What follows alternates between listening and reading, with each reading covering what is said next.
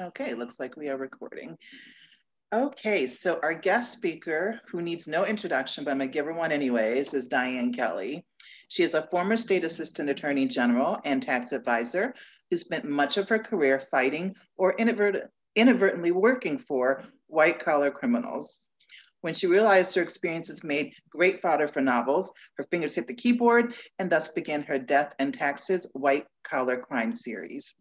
A graduate of the Mansfield, Texas Citizens Police Academy, Diane is also the author of the Paw Enforcement Canine series and the House Flipper Cozy Mystery series.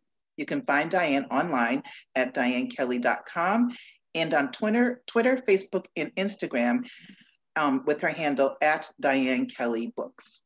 So please welcome Diane Kelly. Hi, everyone. Thanks so much. Ooh, are y'all getting feedback? Getting a little bit of feedback there. Hopefully you're not.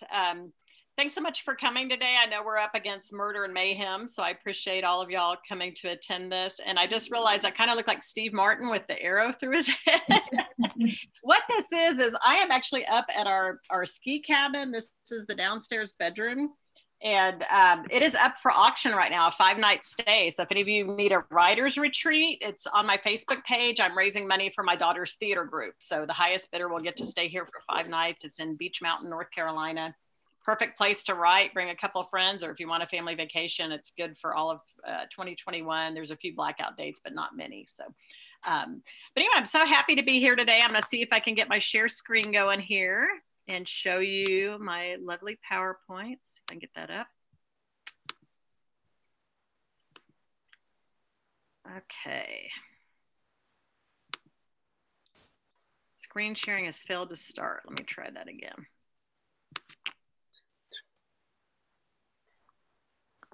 Okay, if I escape out of that, let's see. Are y'all able to see my PowerPoint? Nope. Nope. Let me try this again. Okay, let me go back and share screen.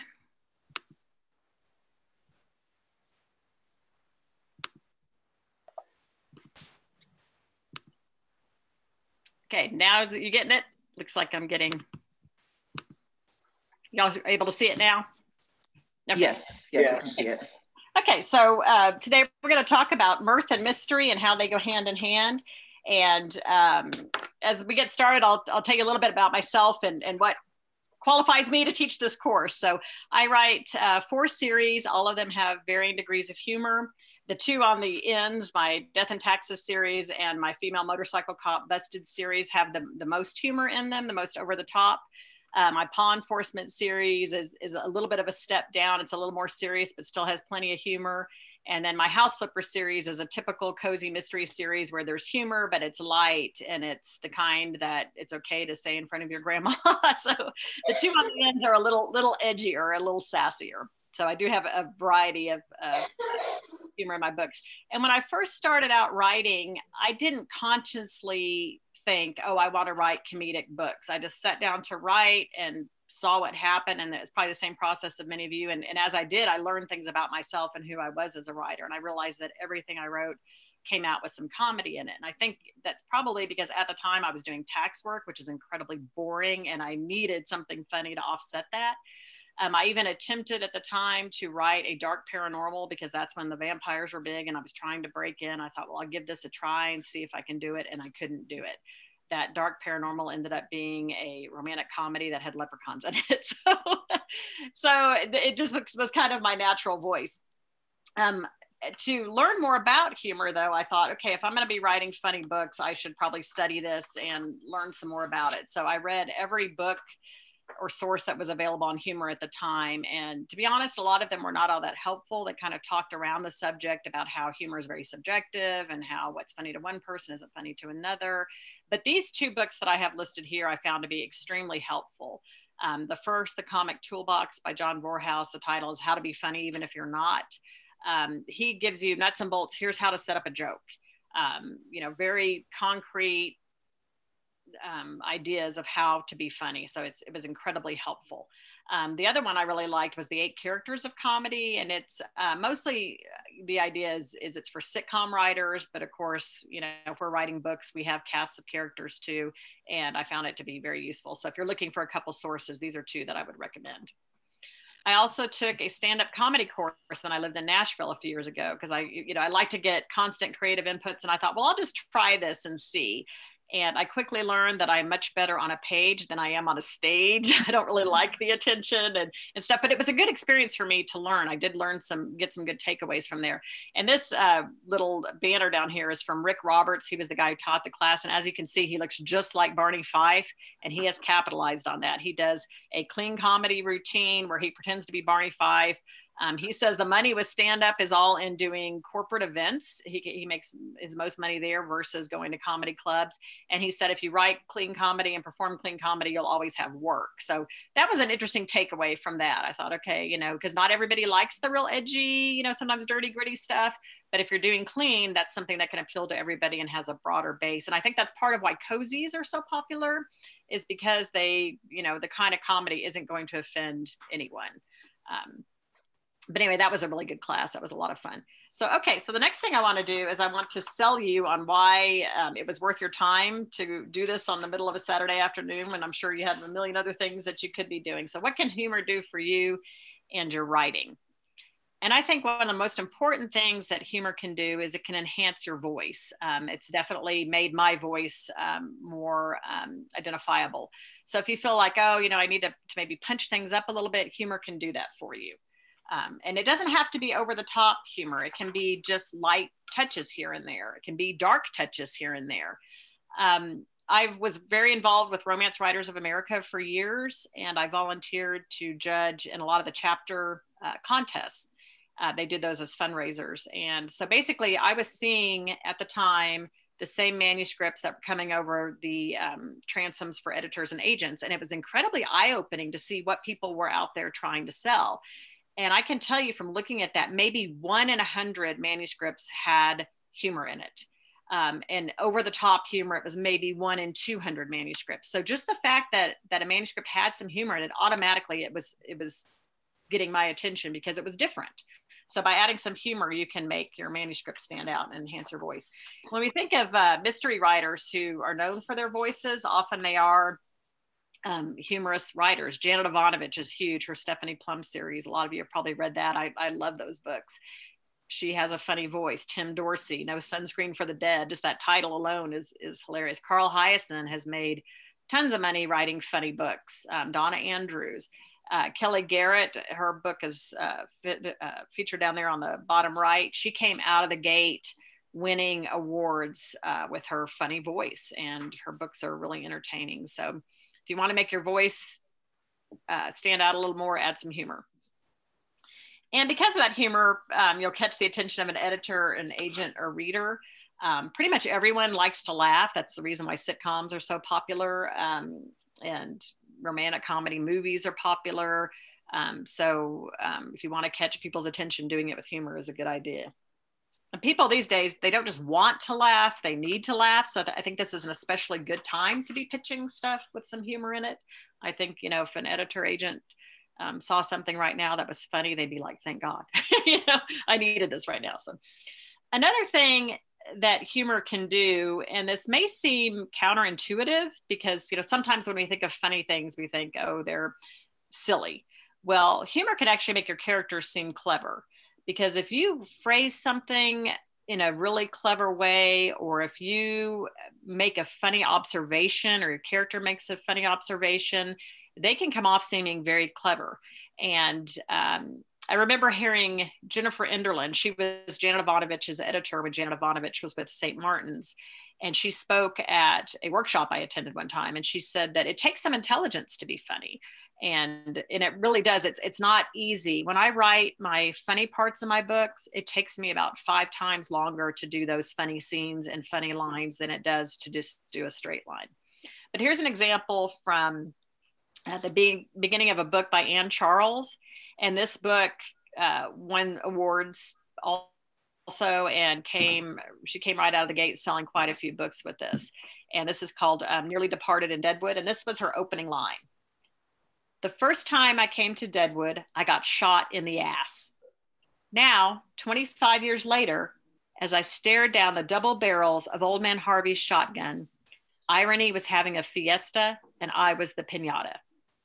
I thought that's so clever. Irony was having a fiesta and I was the piñata. That's just worded in a way that's very clever. So immediately you like this character because you're like, she's smart, she's sassy. I want to read more about her. Okay, another thing humor does is it makes your writing fresh and entertaining. You've probably heard jokes that you've heard a million times and after a while they don't get funny. They're not funny anymore. And so when you're trying to be funny, it forces you to think of a new and fresh way to say something. And I did this and do this in a lot of my books. So in my first book, Death, Taxes, and a French Manicure, which was my debut, I wanted to get the point across that my character, this is kind of a combination crime caper and rom-com. And I wanted to get across that my character was single and wanted to meet somebody. And I also wanted to just kind of describe who she was as a character. So this was my opening line. And I think this was the line that sold me to my editor. When I was 9, I formed a silly putty pecker for my Ken doll, knowing he'd have no chance of fulfilling Barbie's needs given his permanent state of erectile dysfunction. So I think that silly putty pecker got her attention, but it also, you get an idea that the character is going to be sassy. In the other book, Death, Taxes, and a Skinny No Whip Latte, there's a scene where my character has gone shopping for a new dress. Her boyfriend's going to get an award. They're going to a banquet. And I could have simply said, she found a dress on sale, yay. But instead I said, a new red chiffon cocktail dress had made its way into my shopping bag. I scored the dress 40% off at an after Easter sale. Christ may have risen, but Neiman's had lowered its prices. Hallelujah. So I did a little play there on, an after Easter sale, Christ rising, lowering prices. And it just makes, that would have been, just a simple thing about buying a dress without that. Humor also serves as a hook. If you've ever, gone to a comedy show or read a funny book, once someone has made you laugh, you're looking for that next time they're going to make you laugh and you'll keep reading. So if you put humor in your books, readers are going to keep reading. And I don't know if any of you have read Kinky Friedman books, but I've read pretty much his whole list. And gun to my head, I could not tell you what the plots of those books are because I'm not sure they even had one, but he's hilarious. He words things really funny and he's clever. And so I read them just because I was looking for his next funny line, the next funny line. And so if you add humor, it can do that as a hook. And if you do write over the top humor, you want to make sure that your back cover copy has a lot of humor to hook people into buying your book. So an example from Coconut Cowboy by Tim Dorsey, his back cover says, obsessed with the iconic 60s classic, Easy Rider, encyclopedic Floridophile, lovable serial killer, and movie buff extraordinaire, Serge Storms, devises his wildest plan yet. Finish the journey begun by his free-willing heroes, Captain America and Billy, tragically cut short by some shotgun-wielding rednecks. So just the fact that he says lovable serial killer, the juxtaposition of that is funny. The character's name is funny. It's Serge Storms, which would be Storm Surge, and he's in Florida. So humor can be a hook for you. Oops. Okay, this is a biggie right here. And it's actually two related concepts. And I think this is one of the biggest things that humor can do for you too, other than voice, is it provides comic relief for your characters and your readers. And it also broadens the reader's emotional experience. When we read a book, if it's nonfiction, we're reading usually to learn something. But if we're reading fiction, we want to have an emotional experience. We want to feel something as we read that book. So if you can not only make somebody cry or make them scared or, worried, but you can also make them laugh, you have made that a broader experience for them. And sometimes it can even be a cathartic experience. And humor can also provide comic relief. If you've got some really hard, gritty stuff in your book, you might turn off some readers if they just can't handle that. I'm not one who normally likes a lot of violence, but if I have enough comic relief, I can keep going. Some examples of comic relief, Sully. Many of you saw that movie and you're probably thinking, well, why does she have that up there? That's not a funny movie. And it wasn't. It was an incredibly stressful movie. It was all about him going through landing the plane on the Hudson, the trauma of that, and then how he had to justify his actions to the FAA afterward, why he didn't go back to LaGuardia or Teterboro and decided to land on the river. and it's an incredibly stressful movie. But at the very end, there's just a touch of comic relief that to me released all the tension that had built up in that movie. And what it was that, when that plane actually went down, it was January. So those people were out there on the Hudson in cold weather in New York. And after the FAA has, said, okay, fine, we've decided that you did what you had to do. One of the people who was questioning him said, if you went through this experience again, is there anything you would do different? And he says, yeah, I do it in July. And just that little touch of relief, comic relief, it just took the pain of that movie away. I don't know if any of you guys have seen this Jim Carrey show, Kidding, that's on Showtime. It's about a man who is kind of like a Mr. Rogers character. He's got a kid's show.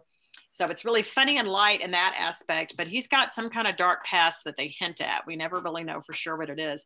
But one of his children, who's a twin, gets killed in a car accident. And normally you kill a kid, I'm not going there. But they have enough humor in there to offset that it makes you able to deal with that. And it's still a dark comedy, but it's a good comedy. Same with Barry. That's an incredibly good show. I would recommend that to everybody. It's on HBO. He is a former Marine sniper who is now a hitman. He's trying to get out of the business. And every time he turns around, he gets sucked back in. And there's these funny Chechen guys in there, but they do a great comic relief to make all the horror that he goes through palatable. Forrest Gump, I think, is one of the best examples. You take the humor out of that. You've got a disabled boy who's being tormented by classmates, a little girl who's being sexually abused. He goes off to war and his best friend dies in his arms, and then his lieutenant gets his legs blown off. But we still think of Forrest Gump as being an uplifting movie despite that, because of the comic relief that was in there. That the shit happens, and the all the funny things that happen to him, and how he has this rise to fame without even trying. Same with Breaking Bad. The comedy made the bad parts of that palatable. Comedy also can help people approach a subject that they might shy away from otherwise. The Jeffersons and Blackish, I think, do that perfectly. They address racism, but they do it in a way with a lot of comedy that it doesn't make people fearful. It makes them feel like it's okay to talk about this. So this is a big thing that humor can do for you.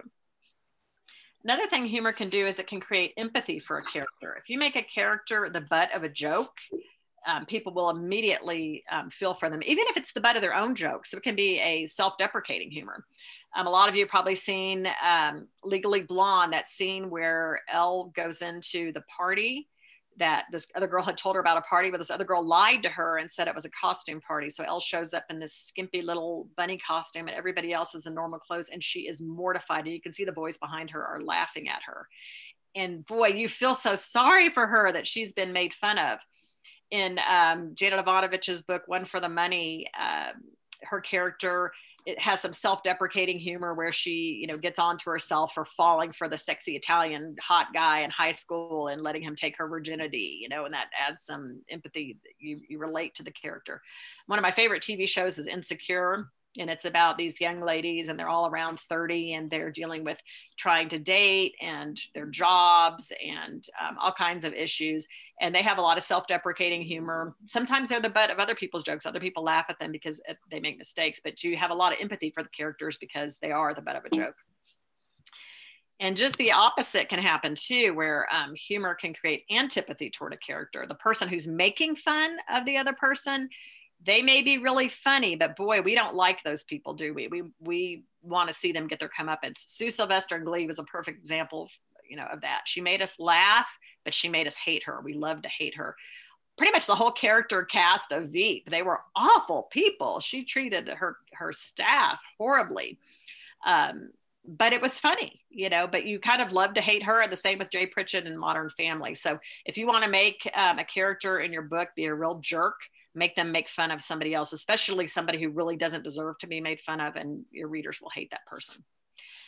Another thing that humor does is it intensifies the flavor of your story. I tend to think of it kind of like salt, because when you're being funny, people are paying attention to what's going on. So it makes things, makes the flavor really come out. The Joker with that makeup, he's a creepy guy, but that makeup actually makes him even more funny because we don't know what's behind it, and when it's smeared like he's, Tammy Faye Baker and like he's fallen asleep with it on and woken up, that actually makes him creepy. If we could see his face, I don't think he'd be nearly as as scary and creepy, right? Alpha, Rocky, Miles, and G. Oh, I didn't know if somebody was asking Rocky, a question. Miles, and G. I'm here. I can hear somebody's phone ring and not sure who that I'm is. sorry, that was mine. Oh, okay. I wasn't sure I need to mute. Okay. Another example of that is from Castaway, and you see Wilson there. Most of you have probably seen that movie. You know, Tom Hanks was incredibly lonely on that island.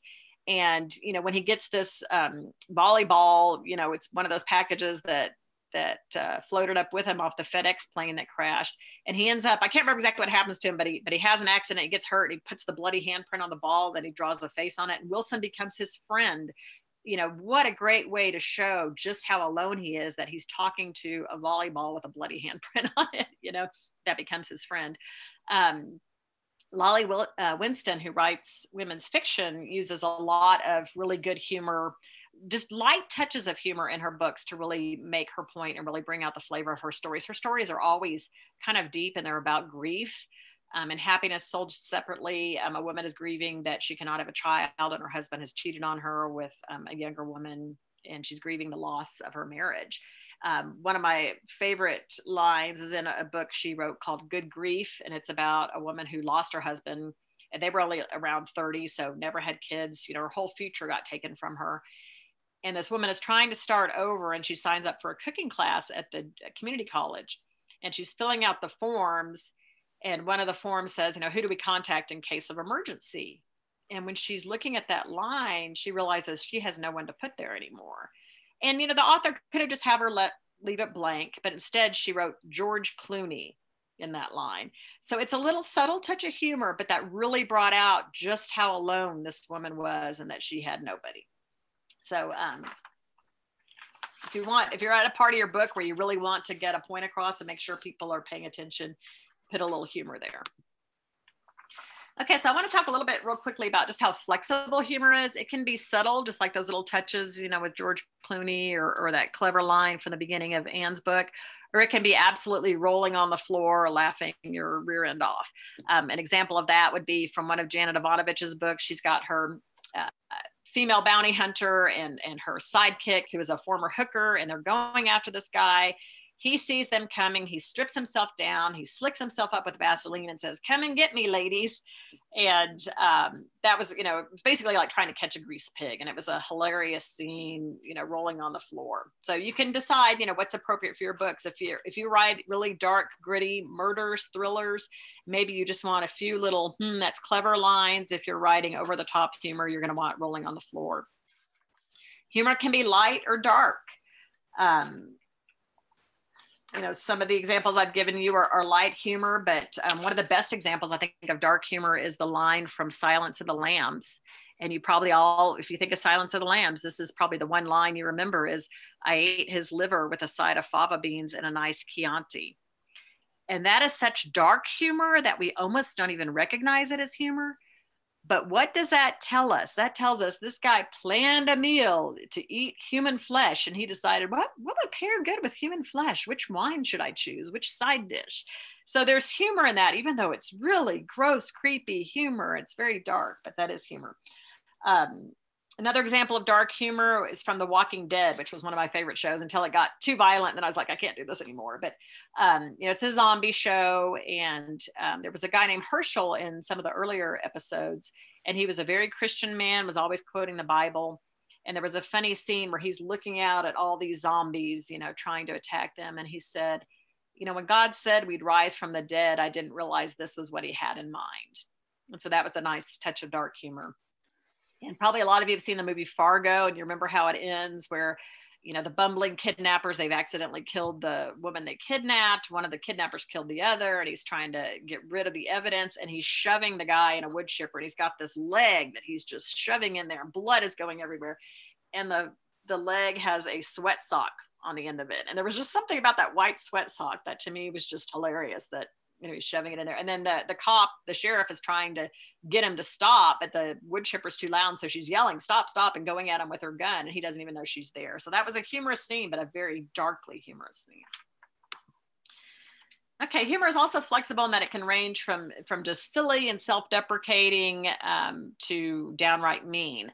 Lucille Ball was an example, probably the best example ever of just silly humor. She wasn't afraid to make fun of herself and do goofy things.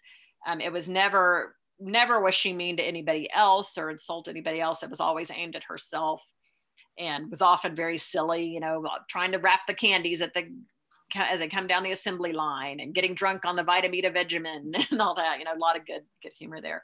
Late night hosts are somewhere in the middle. They make fun of people, but it's usually people who have purposely stepped into the public eye, and, you know, they feel like they're fair game.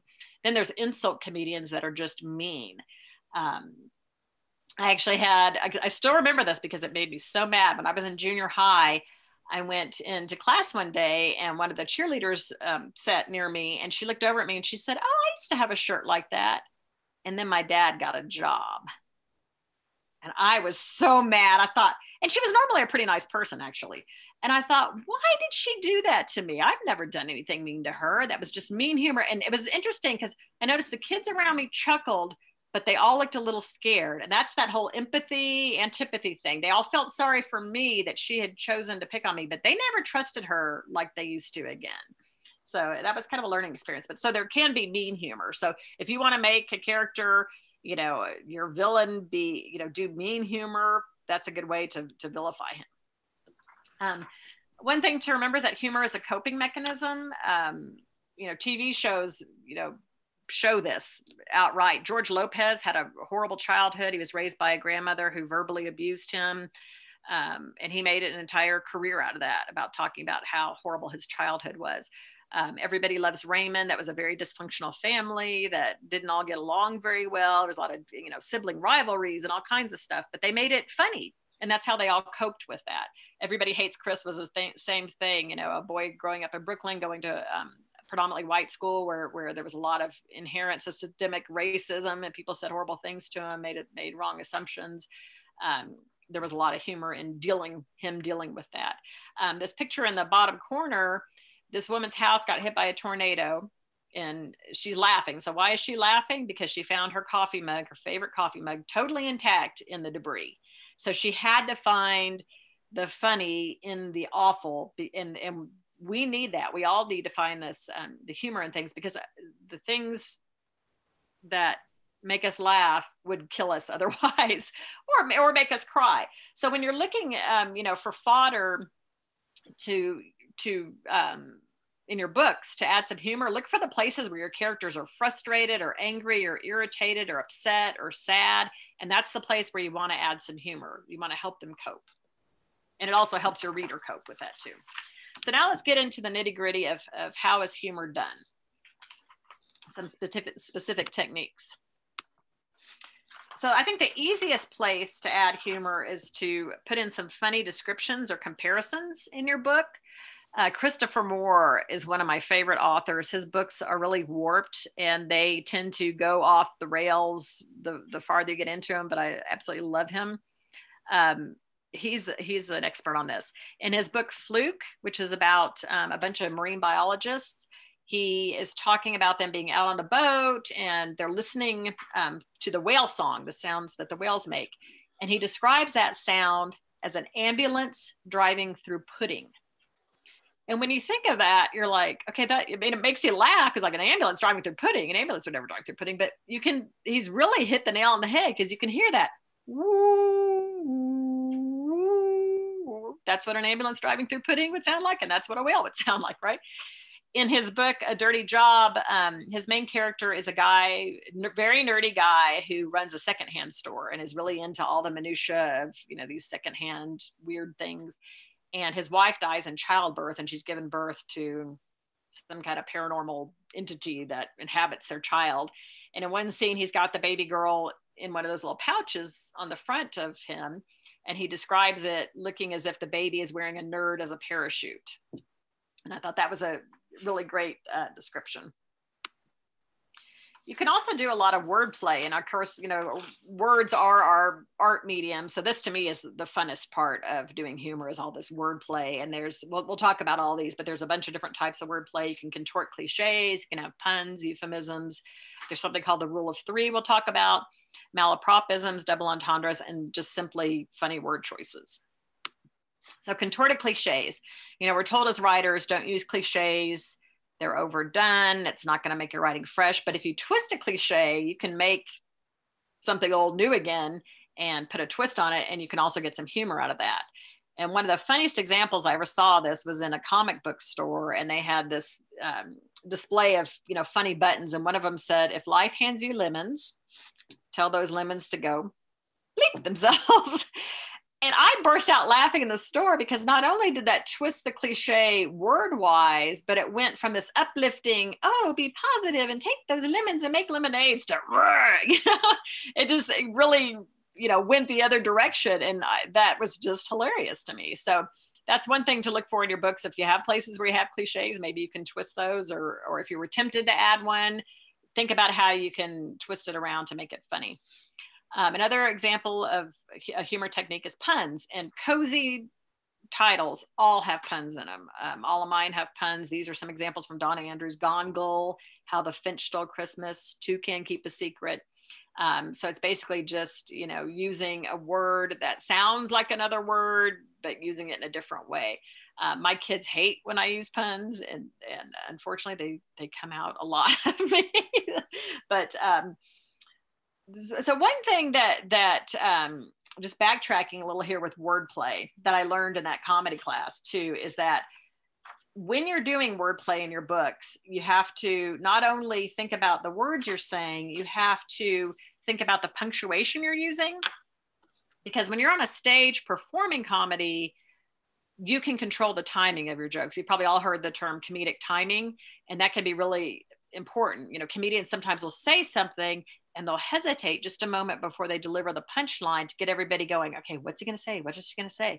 And then to deliver it, and then it's funny. Well, when you're writing, you can't really do that unless you maybe have an ellipses and then a punchline, or you'll notice sometimes people, if they want people to separate words, they'll put a period after each one, like, oh my God, and each one has a period after it. So you might need to think about your punctuation in addition to your wordplay when you're doing, adding humor to your books.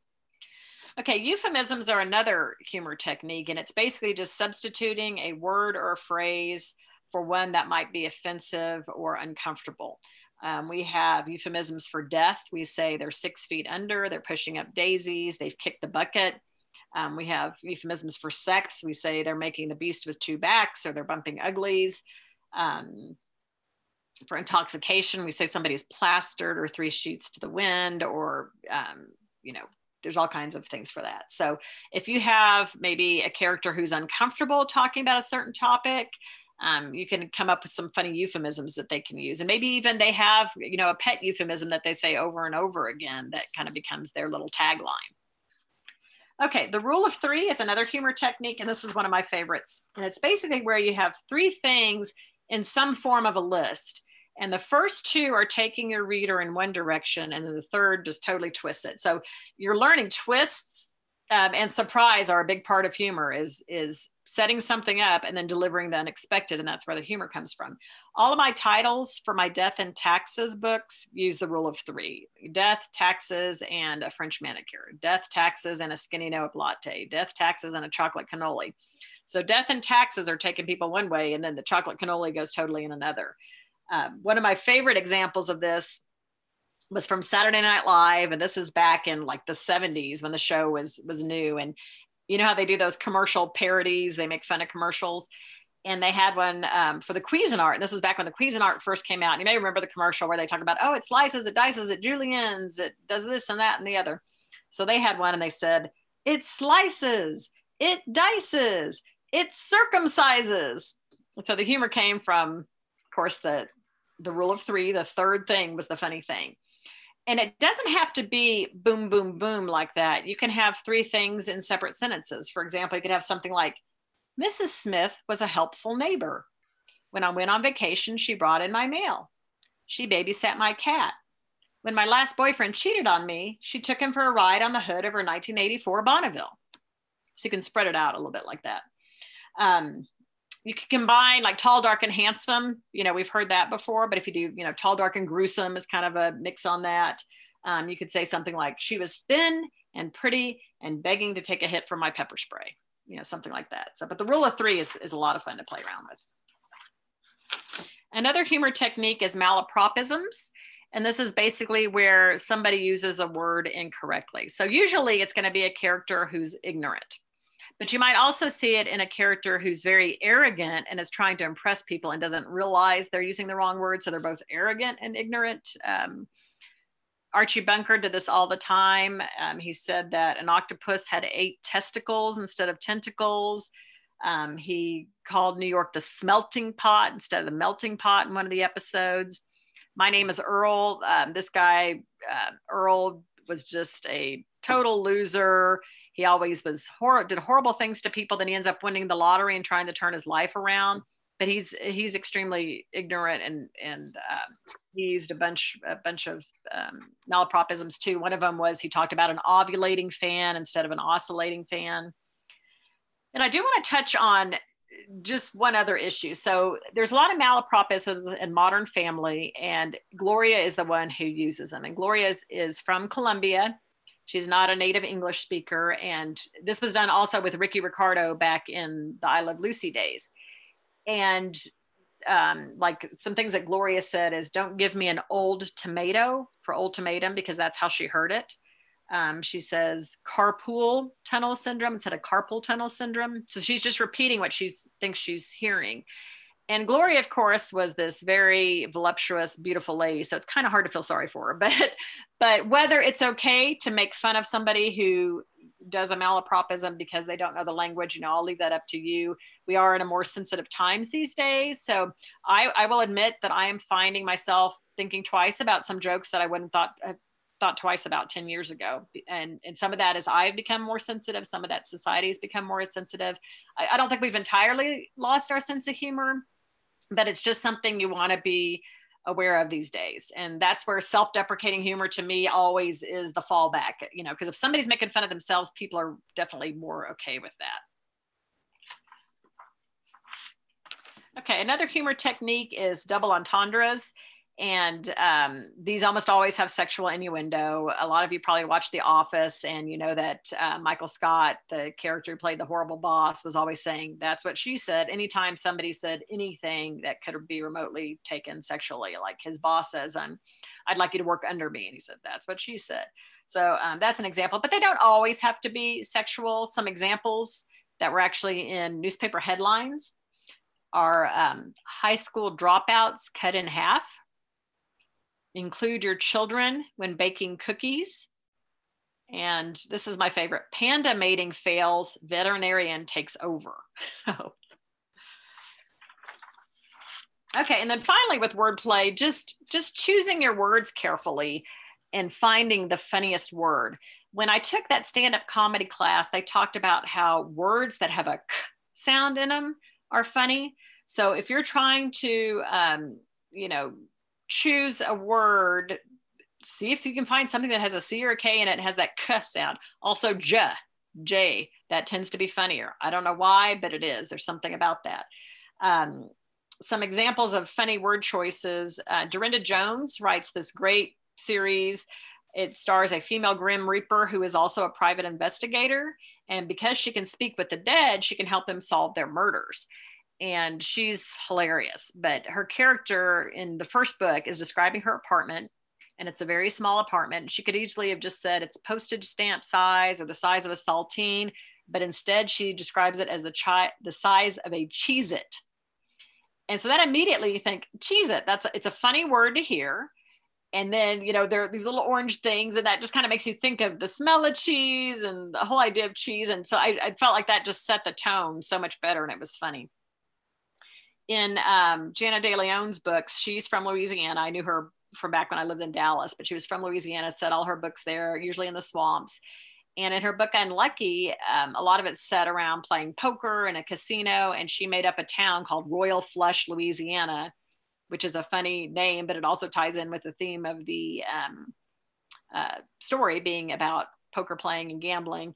And then she also has that there's a porta potty company in town, and there's a bunch of characters who work for the porta potty company. So that ties into Royal Flush too. So she kind of did a play on words with flush, Royal Flush, meaning two different things. So.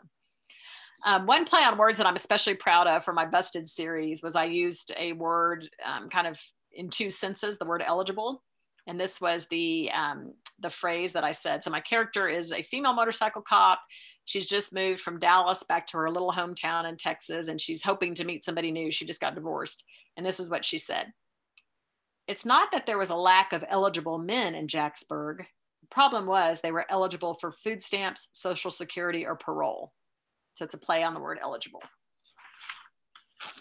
And if you guys like wordplay, watch Demetri Martin on Netflix. He is hilarious. This can be your entertainment for the weekend. He is an incredibly smart guy. And this will go back to show you how humor can be very clever. He finds the funniest things about, bridge signs. He has a whole thing, about bridge may be icy in one of these. And it's just the way he talks about it, he makes it hilarious. It makes you really think about how words can be funny and interpreted in more than one way. Okay, another humor technique is exaggeration and understatement, or you can also think about this as overreacting and underreacting for the actual active parts of your book. Some examples of exaggeration, Trial and Error. I don't know if any of you watched that, but it was a hilarious crime caper show where a woman was murdered. They were trying to solve her murder. And it was kind of based on the Michael Peterson thing that happened in Durham. There was they suspected a bird might have eventually, killed the woman, but all the characters were over the top funny. It was set in a town called East Peck, and there was a West Peck, and there was always, problems between the towns. Every character that Samuel L. Jackson has played is usually an over the top violent character. The movie The Heat, there was a lot of exaggeration there. Sandra Bullock was a strictly by the book character. Melissa McCarthy was the exact opposite. So they were very exaggerated characters. Brooklyn Nine-Nine is another example where they have exaggerated characters and sometimes exaggerated situations. People will have, funny crimes that have happened to them. Monk is an example of an exaggerated character. He was, incredibly OCD. But it helped him be a really good detective. And a lot of the exaggeration, in his actions, like he didn't want to step on cracks when he was walking on the sidewalk, and he would notice, the little minutia. There was a lot of humor that came from that. And of course, the opposite is true too, understatement. Understated characters are hilarious. Bob Newhart never got ruffled. All hell could be breaking loose around him, and he underreacted to things. And that was where his comedy came from, is that he didn't react. He was like almost like a brick. And some other characters that are like that, or Richard Sweat from Veep. The vice president character would be so mean to him, and he just, things just rolled off him, and he thought, wow, he's got an amazing capability to do that. Captain Holt from Brooklyn Nine-Nine started out being much more of an understated guy, although he's loosened up over time. Columbo's another example from that. My favorite example, and probably the epitome of examples of this, was from Monty Python and the Holy Grail. And many of you have probably seen that movie, but there's a scene where the knights who are trying to find the Holy Grail come along this black knight in the forest, and he says, "None shall pass," and won't let them by. So a duel ensues, and the knight here in the white outfit cuts off the arm of the one in the black outfit, and it's just gushing blood. And so, of course, he thinks the fight's over. But no, the black knight looks down at this gushing shoulder and just says, "It's just a flesh wound." So that understatement is hilarious. And that's probably one of the most quoted Monty Python quotes, is that one. Okay, so repetition or running gag is another humor technique. And this is basically where you repeat a joke or a situation or something funny throughout the story.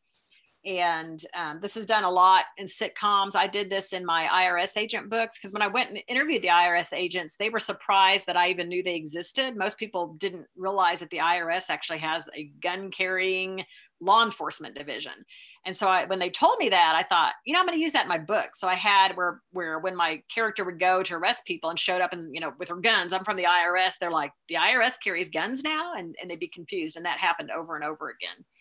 Some examples from TV shows and books, and The Big Bang Theory. I don't know if any of y'all are fans of that. I love that show, but they had a couple running gags in there. One is there's a character named Sheldon who was very OCD, everything had to be a certain way. He made his roommate sign this very, very lengthy, probably 80-something page roommate agreement when they moved in together. And so something would happen and they'd refer back to this roommate agreement. Oh, that, on page so-and-so, the roommate agreement, it says that if time travel is invented, this is how we're going to handle it. So that constant reference back to the roommate agreement was funny. And as you got to know that this was going to be a running gag, when you saw them start to have conflict, you'd go, oh, are they going to bring in the roommate agreement? And another funny line in there is people would tell the character Sheldon that he was crazy because he would do crazy things. And he'd say, I'm not crazy. My mother had me tested. And that was a line he repeated probably every third or fourth episode. And it became, you could almost know when that line was coming. And it just got funnier. Even, you'd think it would get old, but it got funnier as it went on and on. In Brooklyn Nine-Nine, there's a character, Doug Judy, down here with Jake Peralta, who's the detective. And he pops up about every maybe 7th or 8th episode. He's also known as the Pontiac Bandit. He was a car thief, and he gives the detective heck, and the detective can never catch him. So it's just kind of a running gag that this character comes back in and causes him grief. In Dave Barry's book, Big Trouble, a running gag that he had in there, of course, it was set in Florida, and it was set during a hurricane. And so while all the crime is happening, they kept showing, breaking off to news clips where this weather reporting team would be out trying to report on the hurricane. And these weather teams would get killed in pretty awful ways. Like one got electrocuted when wires came down and they were standing in water. Another one got crushed by something, I think. So, but every time you saw a weather team going out to report on the weather, you knew, oh, they're going to die in some weird way. So those repeated gags can be funny. And that keeps people reading the book. They want to see where the next gag is going to be. Okay, so those are the techniques. So now where and when can humor be used? It can be used in any story element. And that's kind of been, implied throughout this. You can have funny characters, or you can have all straight characters, but maybe a funny plot, or maybe a combination of that. You can have a funny setting. You can have like the one in Louisiana. You can have funny dialogue, or you can put humor in all these things if you're writing real over the top. So let's talk first about funny characters. I think if you're writing a book that has any size cast at all, beyond maybe just 1 or 2 people, you really do need to include somebody who is funny to some degree. Now, they might be a mean, humorous person who's kind of the office jerk, or they might be somebody who's over the top. But when you think of, there's always a class clown. Almost every office has somebody who's the prankster. Every family kind of has the funny member. So I think if you don't have a funny character, or somebody's at least a little bit funny in there, it may not feel quite as real or as well cast as it could be. Some funny characters, I do chapters from my dog Bridget. She's my canine in my paw enforcement series. I do chapters from her point of view, and she's a very sassy dog. She doesn't talk, but you hear in her head how stupid she thinks the humans are. And people have told me they absolutely love those chapters. And I do ones from the cat's point of view in my House Flipper book too. And people tend to like hearing what they would say. This woman in the orange is Lula from the Stephanie Plum books. She was in the first movie, One for the Money, and she's a former hooker. She's described as always packing, her size, 22 body into a size 4 skirt made of spandex. Her hair is different colors throughout the books, but she's always upbeat, and she was proud that she was a good hooker. She was a good hoe when she was a hoe. And so she's a great character. She's a lot of fun. From the TV show Psych, which was one of my favorites. That was a crime show. You had Sean there on the left, who pretended he had these psychic abilities, but really just had really good powers of observation. And so he was kind of an over-the-top, exaggerated character, kind of a goofball. And then his best friend Gus was kind of the straight man in that, but they were funny characters. And I mentioned earlier the book, The 8 Characters of Comedy. And these are the 8 characters of comedy that Scott Sedita came up with. And all of them are exaggerated characters. There's the lovable loser, the logical smart one, the neurotic, the bitch or bastard, the dumb one, someone who's in their own universe, the womanizer, manizer, and the materialistic one. Some examples of a lovable loser are Ross from Friends, Al Bundy from Married with Children. He was maybe not quite as lovable as Ross was, but still, despite, everything, he was trying to feed his family. He went to a job he hated every day at the shoe store, and fulfilled his responsibilities as a father and husband. Boyle from Brooklyn Nine-Nine, you know, bad things are always happening to him, but he stays optimistic. So lovable losers are usually a little bit sarcastic, but they're optimistic, they're needy, and they're impulsive. The logical smart one is stable, responsible, reasonable, organized. Examples, of course, the professor from Gilligan's Island was always the logical smart one. Amy Santiago from Brooklyn Nine-Nine, she goes so far as she has, you know, binders for everything with tabs and is over the top organized. Will from Will and Grace is sometimes a logical smart one, sometimes a neurotic. We'll talk about that. So a character can be more than one of these things. Jim from The Office is another example. He was a lovable loser when it came to Pam that he had this unrequited crush on in the beginning, but then he was the logical smart one compared to Dwight, who was living in his own universe. So all those relationships, you know, you can have one character be more than one thing depending on how they relate to somebody else. And then Father Mulcahy and MASH, he was always the logical smart one. He was always trying to reasoning things out with people. People went to him for advice. I would say with the logical smart one, a lot of the humor doesn't necessarily come directly from them. It comes from their interactions with other people, but they are kind of the straight one that makes the other characters funnier, the situations funnier. The neurotic is a funny character. Felix Unger from The Odd Couple is the classic example of that. He was so uptight about everything. Neurotics are awkward, they're nervous, they're controlling, and they're worriers. They're going to worry about every little thing. Monk is an example. Frank Burns from MASH, and Grace from Will and Grace. She's always just going 100 miles an hour and is just crazy and worries about things.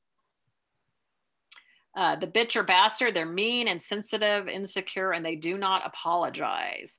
Winchester from MASH was like that. Jay Pritchett again from Modern Family. And my favorite, Louis De Palma from Taxi. Boy, he was just mean, mean, mean. Funny as heck, but mean. And of course, he was one of those characters that we love to hate. The dumb one, they're friendly, naive, gullible, and they have no ulterior motives. What you see is what you get with them. Chrissy from Three's Company is a classic example. Joey from Friends, Hitchcock and Scully from Brooklyn Nine-Nine. They're just, you know, there's not a whole lot there, but there can be a lot of humor that comes from the dumb one. I think there's a lot of humor when the dumb one ends up doing something smart too. And other people are like, oh, I underestimated you. Then there's characters that live in their own universe. Adrian Pimento from Brooklyn Nine-Nine, he's just wacky. Phoebe from Friends, Jim from Taxi, he was one of my favorites. He was such a unique character, and the guy who played him did such a good job. And Klinger too. They live in their own universe. They're odd, they're weird, but they have their own logic. Even though they seem illogical to the rest of us, there's their own logic in what they're doing. Klinger, of course, was just trying to get out of the army. He didn't care what anybody thought of him. He was just trying to get out of the army. So he's going to put on a dress to try to get out. Then there's the womanizer or manizer. They're charming, they're seductive, they're superficial, and they're sexually driven. And Joey from Friends, we talked about how he was the dumb one, but he was also a womanizer. He ran through women. Barney from How I Met Your Mother, I mean, he was almost grossly a womanizer. You know, sometimes I felt like they went a little too far with him. Elaine from Seinfeld was always trying to meet guys and deciding if they were sponge worthy, if she was going to use her last contraceptive sponge on them or not. And Karen from Will and Grace was like that once her husband died, you know, but she was always objectifying men and things like that. Then there's the materialistic one. They're judgmental, entitled, and spoiled. And you notice I've got Karen from Will and Grace here again. Her dog even is drinking out of a fancy crystal glass. Thurston Howell III and his wife Levy, you know, there's a lot of humor that can come from that. And even though Scott didn't mention this in his book, I think that we can sort of have a subsetting under here that there can be people who are the opposite of the materialistic one, you know, somebody who's in poverty or doesn't want anything. I don't know if any of you have seen the show Cuckoo, and it's got this guy and all he wants is enlightenment, and it's funny, a little over the top, but I think there could be people like that. Roseanne, the original show, they were so poor, and showing them how resourceful they had to be to get by. I think that was a good example of, you know, kind of the opposite of the materialistic one.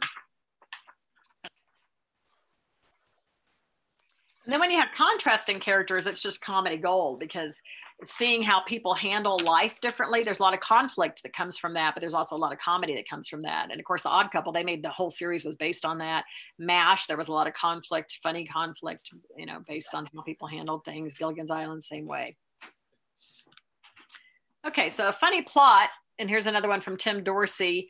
And his Surge Storms character is going after $5 million that's in a bugged suitcase, racing up and down the eastern seaboard. He runs into Russian hoods, Jamaican mobsters, spoiled frat boys, women's book clubs, drug dealers, and bad Vegas rejected local lounge acts. You can tell just, from reading this that his plot's hilarious. Even if none of the characters themselves were funny, just this setup is funny. So that's an option you have if you want to just have your plot be funny, but have your characters be relatively normal.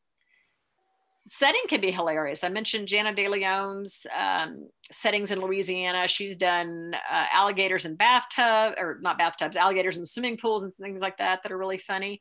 This book was a really cute one by Rita Rudner. It was a mystery and it was called Turning the Tables. And she's actually a stand-up comedian in Vegas, and she's a clean comedian. She wears an evening gown. She's fancy, but she had a setting in here that was also a casino, and it was called Heaven. And she had, a golden escalator that took you up into these clouds made by fog machines to pearly gates, and that's where you entered the casino. And in one of my books, I had a televangelist who was fleecing his flock. He was, not a man of God by any means. And I had his church. His name was Noah. And I had his church was shaped like an ark. And that was kind of one of the funniest, really probably the only funny setting I ever had in my books, but it was fun to visualize a church building that would be shaped like an ark. Okay, you can put humor in your dialogue. And it can be, dialogue can also be internal thoughts. You can have an inner narrative too, but sometimes funny banter between two characters can be a whole lot of fun, especially if they're arguing. Carl Hyacin in the book Skinny Dip, he's got some funny internal dialogue in there. So the setup for that is that this woman and her husband are on a cruise ship, and he's just pushed her overboard. And this is the excerpt.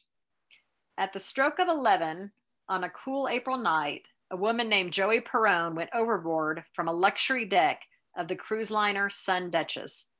Plunging toward the dark Atlantic, Joey was too dumbfounded to panic. I married an asshole, she thought, knifing headfirst into the waves.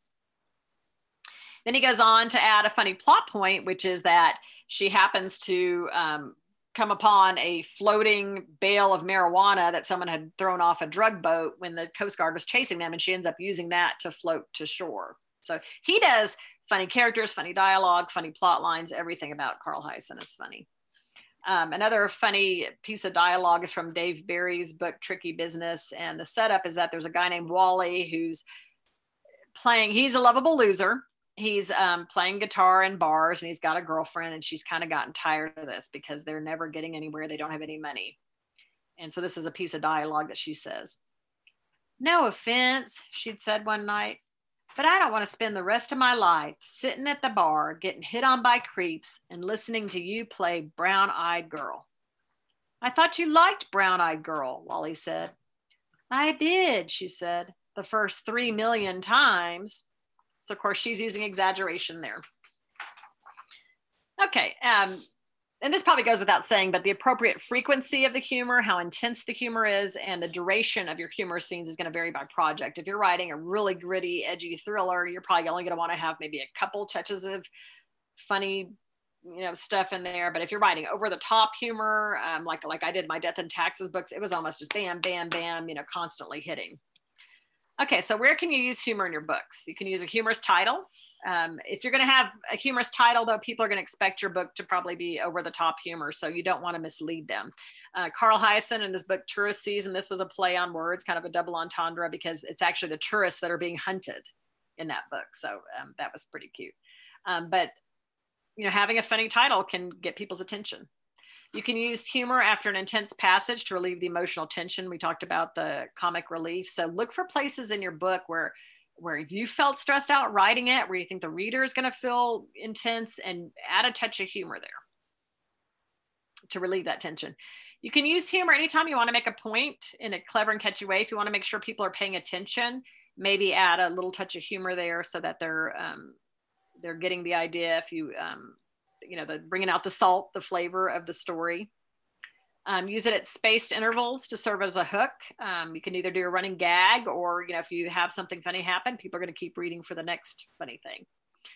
Anytime you maybe in narrative want to gently reveal a truth, or if or soften a touchy subject, or your character maybe needs to do that. Maybe they're telling somebody that their loved one died or was murdered, or maybe they're having to describe a crime scene in a courtroom or to somebody.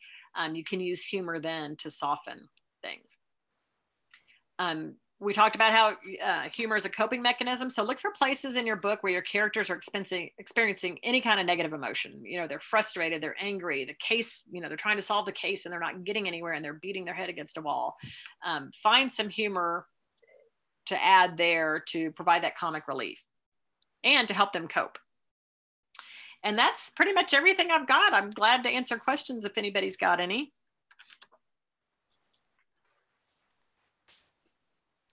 Actually, Diane, I do have a question. Okay.